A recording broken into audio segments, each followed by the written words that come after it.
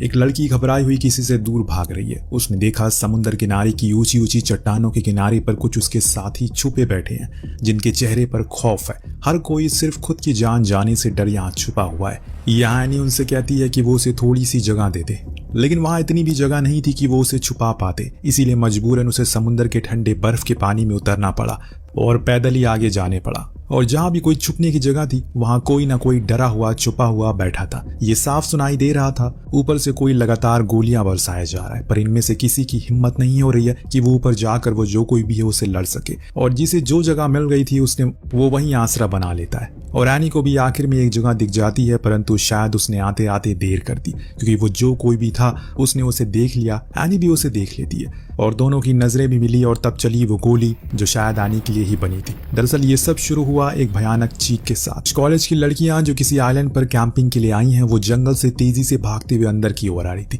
बाकी को भी कह रही थी कि जल्दी चलो, जल्दी छुप जाओ, वो इधर ही आ रहा है। वहीं एनी को कुछ भी समझ नहीं आया कि असल में बात क्या है। उसने बस वही किया जो बाकी कर रहे थे। सभी ने पास बने एक वुडन कॉटेज में आसरा लिया और वहीं छुप गए। जिसके भी ऊपर नजरें जा रही थी किसी की आंखों में सिर्फ एक डर था, पर एनी को तो अपनी बहन की फिक्र थी जो अभी भी अपने कैंप में सो रही थी। इतने में बाहर से 3 बार लगातार गोली की आवाज आई।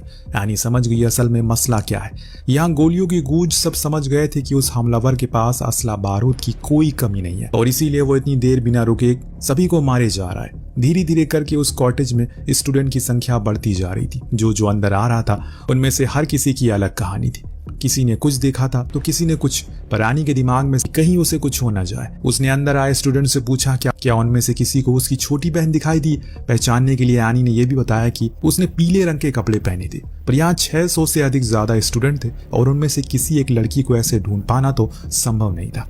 सवाल एक ही है, वो हमलावर है कौन। और इस कहानी को आगे बढ़ने से पहले मैं आपको बता दूं, ये कहानी असल में एक सच्ची घटना पर आधारित है, जिसके रियल फुटेज और कुछ तस्वीरें आपको वीडियो के अंत में देखने को मिलेंगी। फिलहाल अभी एनी पर जिसने मन बना लिया कि वो किसी भी हाल में अपनी बहन को लेने के लिए जाएगी, पर वो डरावनी गूंज ने उसे अपने बेवकूफी भरे फैसले को थाम दिया, अंदर ही रहने पर मजबूर कर दिया। उसकी बाकी दोस्तों ने भी उसे बाहर जाने से मना किया, क्योंकि अगर वो वहां गई तो शायद उसके नसीब में मौत ही मिलेगी। और यहाँ उसने थोड़ी देर रुकने का फैसला किया। जब बाहर से थोड़ी शांति, इन्होंने उस पास वाले जंगल में जाने का मन बना लिया ताकि वहां तक घने जंगलों के बीच से खुद को सुरक्षित रख सके।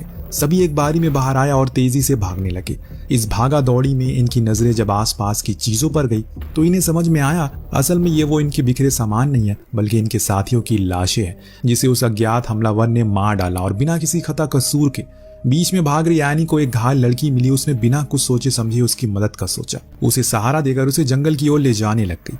इन लोगों को यह लग रहा है कि अगर वो वहां से जंगल से बाहर भीतर चले जाएंगे तो हो सकता है कि वो हमलावर इन्हें ढूंढ ना पाए। पर दोस्तों वो इतना बेवकूफ नहीं था। जब उसने देखा कि ज्यादा लोग एक ही दिशा की तरफ भाग रहे हैं तो उसने भी वही दिशा अपना ली। कान को फाड़ देने वाली गोलियों की आवाज से एनी के साथ भाग रहे कुछ स्टूडेंट एक पत्थर के पीछे जाकर छुप जाते हैं और वहीं लेट जाते हैं। कुछ ने तो अपनी सांसें तक रोक ली ताकि किसी भी प्रकार की कोई आवाज ना हो। लेकिन जब ये आसपास गिर रहे साथियों की चीखें सुनते हैं तो ये खुद को रोक नहीं पाते। तब कुछ अगल बगल वाले थे जो इनके साथी, वो एक दूसरे के मुंह पर हाथ रख के उसे शांत करवाते, वरना एक चू भी उनकी मौत का कारण बन सकती है।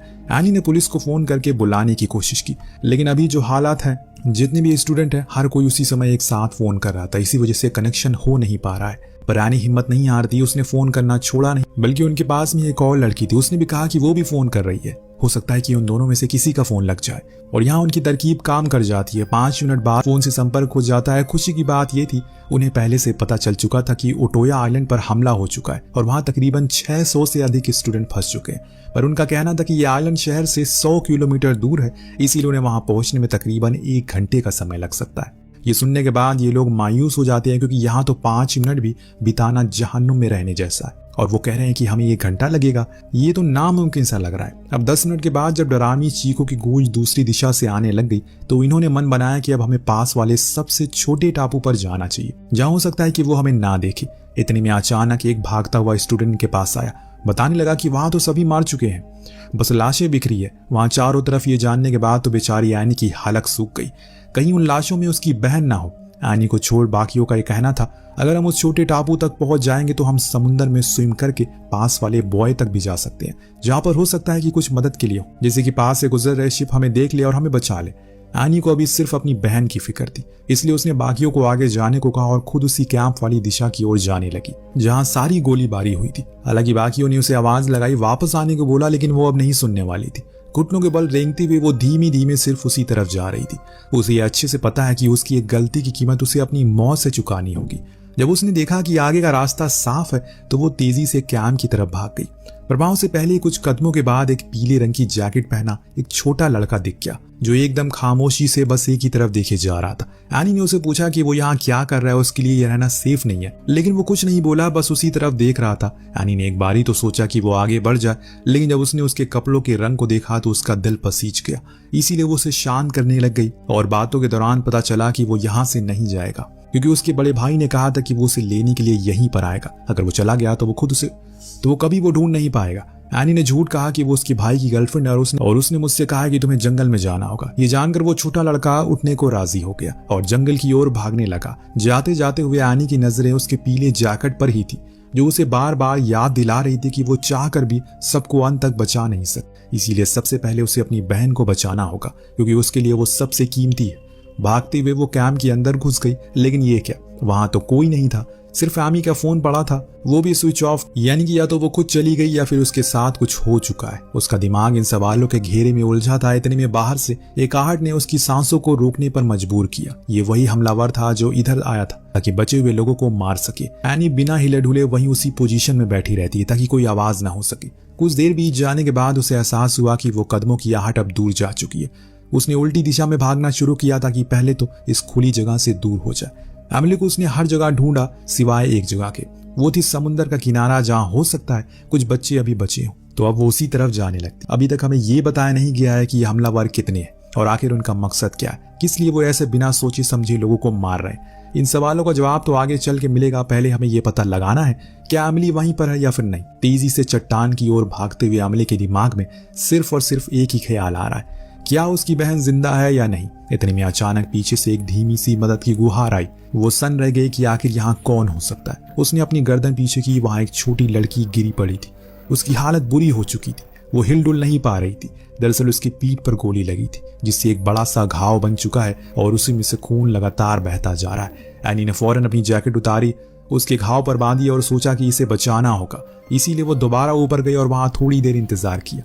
हो सकता है कि कोई स्टूडेंट उसे मिल जाए जो उसकी मदद करे। और तभी अचानक वहां एक एक करके बहुत सारे स्टूडेंट आने लगते हैं जिनके आगे वो हाथ जोड़कर विनती करती है। वहां एक छोटी लड़की घायल है, हमें उसे बचाना होगा। लेकिन ताज्जुब की बात थी कि एक भी बंदा या फिर एक भी बंदी रुकी नहीं। उन्हें सिर्फ खुद की जान की फिक्र थी, लेकिन एनी उनमें से नहीं थी। उसके अंदर इंसानियत थी। वो दोबारा उसके पास गई और उसके साथ में लेट गई। अब उसने मन बना लिया है कि वो उसे अपनी बाहों में उठाकर नीचे लेकर जाएगी ताकि वहां जान बचा सके। लेकिन जो भी स्टूडेंट भागकर उस तरफ जा रहे थे वो दोबारा इसी तरफ आने लगते हैं और इस बारी वो डर से नहीं बल्कि मौत से भाग रहे थे क्योंकि उनके पीछे वही हमलावर अब दोबारा पड़ चुका है। यानी से वो तकरीबन 10 मीटर की दूरी पर है। यहाँ तक कि उस छोटी लड़की ने भी उसे देख लिया है। उसके मुंह से आवाज निकलने वाली थी, तभी उसने उसके मुंह और नाक दोनों को अपने हाथ से बंद कर दिया, वरना दोनों मारे जाएंगे। जब वो अज्ञात हमलावर वहां भी कत्लेआम मचा लेता है तो आगे बढ़ता है। लेकिन इधर जब एनी ने अपने हाथ उस लड़की के मुंह से हटाया तो वो अपना दम तोड़ चुकी थी। ये मंजर देखकर उसे बहुत डरा देता है, पर इससे भी बुरी चीज ये होती है उसी समय उस लड़की के फोन पर उसकी माँ का वीडियो कॉल आता है। अब एनी क्या करे, उसके अंदर हिम्मत नहीं है कि वो उस वीडियो कॉल को उठा सके। आखिर वो उसकी माँ से क्या बोलेगी कि आपकी बेटी ने मेरे हाथों में अपना दम तोड़ा है। उसके अंदर हिम्मत ही नहीं बची थी। उसने उस लड़की को वहीं छोड़ दिया और खुद तेजी से नीचे की ओर भागने लगी। उसकी रफ्तार ज्यादा होने के कारण वो गिरते पड़ते नीचे पहुंचती है। तभी उसे एक चॉपर की आवाज आई। शायद मदद के लिए वो लोग आ चुके हैं, पर दोस्तों ये आवाज जान बचाने की नहीं बल्कि जान लेने की थी। दरअसल ये चॉपर उन्हीं हमलावरों का था जो उन छुपे हुए स्टूडेंट को ढूंढ ढूंढ कर मार रहे थे। यानी जब नीचे की ओर भाग रही थी उसे ऊपर से उन स्टूडेंट की मौत की चीख सुनाई देती है जिन्हें उस चॉपर ने देखकर उन्हें मार डाला था। वो खुद भी कहीं छुपने के लिए जगह ढूंढ रही थी, पर बहन को ढूंढने के चक्कर में इतना समय निकल चुका है कि अब जहां भी वो थोड़ी बहुत जगह है वहां पहले से मौत से डरे हुए स्टूडेंट छुपे हैं और वो कहां जाए उसे खुद समझ नहीं आ रहा है। एनी ने उन सभी के चेहरों पर वो खौफ देखा था जिसको वो लफ्जों में बयान नहीं कर पाएगी। कई मीटर तक चलने के बाद उसे आखिर में एक जगह मिलती है, लेकिन इसमें भी एक खोट थी। इस जगह को आसानी से ऊपर से देखा जा सकता और ऐसे में उसका यहाँ छुपना बेकार है। अब एनी ने अपने ऊपर खुद के काबू को खो दिया है। उसकी जगह अगर कोई भी होता तो उसके साथ सेम यही होता। अगर आपको पहले ही पता चल जाए कि आपकी मौत होने वाली है तो आप भी उसी तरह बर्ताव करेंगे। एनी ने अपने जूते उतारे और समुद्र में कूद गई। उसका मानना है कि वो सामने वाले किनारे तक तैर कर जाएगी, खुद की जान बचा लेगी। लेकिन जब उसने समुद्र में तैरती हुई लाशों और उन्हें करीब से देखा तो उसके होश उड़ गए। उन लाशों ने उसे वापस होश में ला दिया। जो वो करने के लिए जा रही है वो पहले कई सारे लोगों ने कर दिया है। किनारे पर जाने के बजाय वो हमेशा के लिए खत्म हो गए। माहौल बहुत ज्यादा डरावना हो चुका है। सभी को 1 घंटा बीत जाने का इंतजार था। ठंडे पानी से होते हुए वापस किसी आश्रय की तलाश में निकल पड़ी। तभी उसे एक किनारे मिल गया जहां उसे पहले से कुछ साथी छुपे थे। एनी भी वहां छुप गई और वहां पहले से मौजूद एक लड़की ने उसे धक्का देकर दूर कर दिया। एनी समझ गई कि यहाँ उसके लिए जगह नहीं है।